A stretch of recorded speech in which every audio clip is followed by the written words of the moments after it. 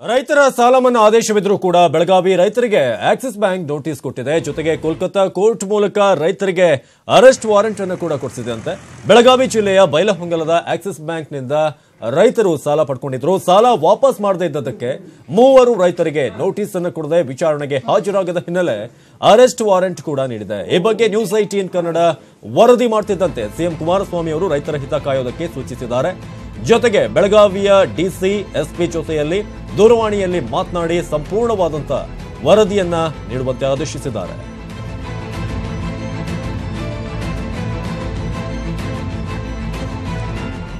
ಸದ್ಯ ರಾಜ್ಯ ರೈತ ಸಂಘದ ಅಧ್ಯಕ್ಷರಾದಂತಹ ಕೋಡಿಹಳ್ಳಿ ಚಂದ್ರಶೇಖರ್ ಅವರು ದೂರವಾಣಿ ಸಂಪರ್ಕದಲ್ಲಿದ್ದಾರೆ. ನಮಸ್ತೆ. ನಮಸ್ತೆ ನಮಸ್ತೆ ನಮಸ್ತೆ. ಈ ರೀತಿಯಾಗಿ ಒಂದ್ ಕಡೆ ಸಾಲ ಮನ್ನದ ಒಂದು ಮಾತುಗಳನ್ನಾಡಿ ಒಂದ್ ಕಡೆ ಅರೆಸ್ಟ್ ವಾರೆಂಟ್ ಕೊಡ್ತಾರಂತಂದ್ರೆ ರೈತರು ಏನ್ ಮಾಡ್ಬೇಕು ಅಂತ ಚಂದ್ರಶೇಖರ್ ಅವರೇ?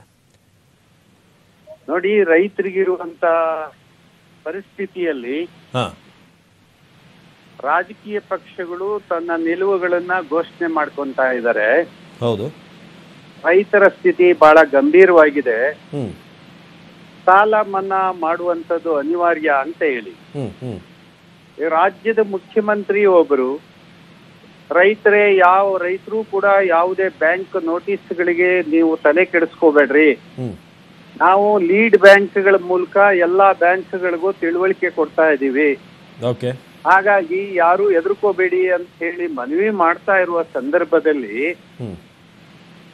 ಇವರು ಬಂಧನದ ವಾರೆಂಟ್ಗಳನ್ನ ಇಶ್ಯೂ ಮಾಡಿ ಅನೇಕ ರೈತರಿಗೆ ನೋಟಿಸ್ಗಳನ್ನ ಇಶ್ಯೂ ಮಾಡಿ ಇದ್ರ ಮೂಲಕ ಈ ತರದ ಭೀತಿಯನ್ನ ಸೃಷ್ಟಿ ಮಾಡ್ತಕ್ಕಂತ ಕೆಲಸವನ್ನ ಬ್ಯಾಂಕ್ಗಳು ಏನ್ ಮಾಡಿದಾವೆ, ಇದನ್ನ ರೈತ ಸಂಘ ಯಾವ ಕಾರಣಕ್ಕೂ ಕ್ಷಮಿಸೋದಿಲ್ಲ.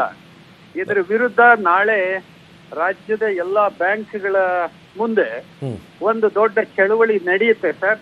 ಆಕ್ಸಿಸ್ ಬ್ಯಾಂಕ್ ಆ ತರದೇನಾರ ಅವ್ರದೇ ನಿಲುವನ್ನ ಅವರು ಮಾಡೋದಾದ್ರೆ ನೀವು ದಯಮಾಡಿ ನಿಮ್ ಗಂಟು ಮೂಟೆ ಕಟ್ಕೊಂಡು ಕಲ್ಕತ್ತಾಕ್ಕೆ ಹೋಗ್ಬಿಡಿ, ಅಥವಾ ನಮ್ ದೇಶದಲ್ಲಿ ಅವಶ್ಯಕತೆ ಇಲ್ಲ ಅಂತ ಹೇಳ್ಬೇಕಾದಂತ ಪರಿಸ್ಥಿತಿ ಬಂದಿದೆ. ಅದನ್ನ ನಾವು ಈಗ ನಾಳೆ ಪ್ರತಿಭಟನೆ ಮೂಲಕ ಹೇಳ್ತಾ ಇದೀವಿ. ಅಲ್ಲ, ಈಗ ಬ್ಯಾಂಕ್ಗಳಿಗೆ ಸರ್ಕಾರದಿಂದ ಮಾಹಿತಿ ಇಲ್ವಾ? ಅಲ್ಲೇನಾದ್ರೂ ಪ್ರಾಬ್ಲಮ್ ಆಗ್ತಿದ್ಯಾ ಕಮ್ಯುನಿಕೇಶನ್ ಅಲ್ಲಿ?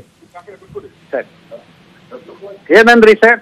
ಅಲ್ಲ, ಸರ್ಕಾರದಿಂದ ಬ್ಯಾಂಕ್ಗಳಿಗೆ ಸೂಕ್ತವಾಗಿ ಮಾಹಿತಿ ಹೋಗ್ತಿಲ್ವಾ? ಈ ರೀತಿ ಸಾಲ ಮನ್ನಾ ಮಾಡಬೇಕು, ಈ ರೀತಿ ಏನಾದ್ರು ಅದು ಒಂದು ಕ್ಲಾರಿಟಿನೇ ಇಲ್ಲ ಅಂತ ಇದ್ರಲ್ಲಿ. ಹೌದು, ಈಗಾಗ್ಲೇ ಮುಖ್ಯಮಂತ್ರಿ ಅಪೀಲ್ ಮಾಡಿದ್ದಾರೆ. ಮುಖ್ಯಮಂತ್ರಿ ಅಪೀಲ್ ಮಾಡಿದ್ರು ಕೂಡ ಮುಖ್ಯಮಂತ್ರಿ ಮಾತೆ ಅವ್ರಿಗೆ ಲೆಕ್ಕಕ್ಕಿಲ್ಲ ಅನ್ನೋದಾದ್ರೆ ಇದನ್ನ ಎಷ್ಟು ಉದ್ದಟತನ ಅಂತ ಹೇಳಿ ನಾವು ಹೇಳ್ಬೇಕು ಹೇಳಿ. ಮುಖ್ಯಮಂತ್ರಿಯ ಮಾತು ಕೂಡ ಇವರಿಗೆ ಪರಿಗಣಿಸೋದಿಲ್ಲ ಅನ್ನೋದಾದ್ರೆ ಬ್ಯಾಂಕ್ಗಳು ಎಷ್ಟು ಉದ್ದಟತನದಿಂದ ನಡೀತಾ ಇದ್ದಾರೆ. ಇವ್ರಿಗೇನಾದ್ರೂ ಒಂದು ನೀತಿ ಸಂಹಿತೆ ಏನಾದ್ರೂ ಇದೆಯಾ? ಒಂದು ರಾಜ್ಯದಲ್ಲಿ ಒಂದು ಸರ್ಕಾರದ ನಡವಳಿಕೆಗಳನ್ನ ಗೌರವಿಸಬೇಕು, ಒಬ್ಬ ಮುಖ್ಯಮಂತ್ರಿಯ ಮಾತನ್ನ ಪರಿಗಣಿಸಬೇಕು. ಈ ತರದ ಕನಿಷ್ಠ ನಡವಳಿಕೆಗಳಿಲ್ಲದಂತ ಬ್ಯಾಂಕ್ಗಳಿಗೆ ಬಹಳ ಎಚ್ಚರಿಕೆ ಮಾತು ಹೇಳ್ತಾ ಇದೀವಿ. ಇದನ್ನ ಯಾವುದೇ ಕಾರಣಕ್ಕೂ ಕೂಡ ನಾವು ಕ್ಷಮಿಸೋದಿಲ್ಲ.